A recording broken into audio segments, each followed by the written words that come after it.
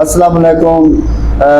मेरा नाम अख्तर इसमाइल रजोका है ते 240 मलाका दा मैं रहशिया ते हदूद जिहड़ी लगदी है वो सानू थाना नगराना है ते थाना नगराना दी हदूद विच चोरियां बहुत ज़्यादा वध गईयां। लॉ एंड आर्डर दी जिहड़ी पोजीशन है वो मैं तक सब बिल्कुल ही जीरो हो गई है।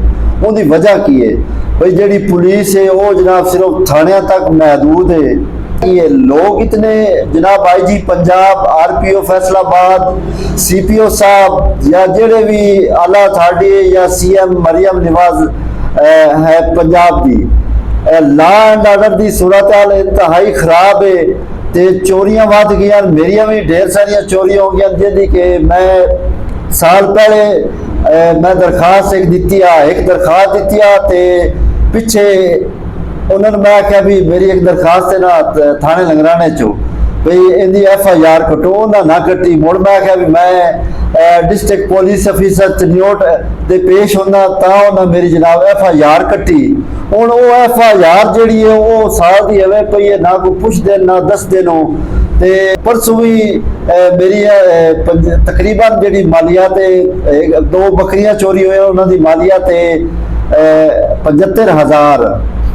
ते हुण मैं तो इतना बद दिल हो गया ना, यकीन करो पुलिस तो भाई दिल ही नहीं करता उत्थे बंदा दरखास्त देवे या कुछ करे।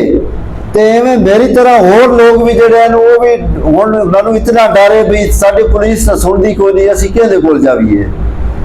ते इहो ही मुड़ असीं गुजारिश करसां जो जिहड़ी साडी आला अथॉरिटी है साडे हाल ते रहम कीता जावे ते जिहड़ी इत्थों दी पुलिस है उन्होंने भी एक्टिव किया जाए।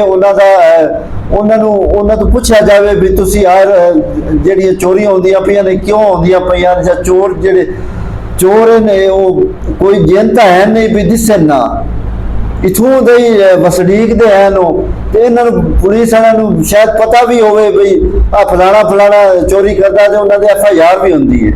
ते अपील करसां भी साड़ियां जिहड़ियां चोरियां ने ट्रेस करके दित्तियां जाण। असीं गरीब बंदा असीं उहनूं इस इलावा कर की सकते हैं। ते बाकी ये थोड़ा जिहा मैं दस्सां भी इन्हां वारदातां तो आवाम दे विच अदम तहफ़्फ़ुज़ दा शिकार है ते बड़ा खौफ हरास पाया जाता है।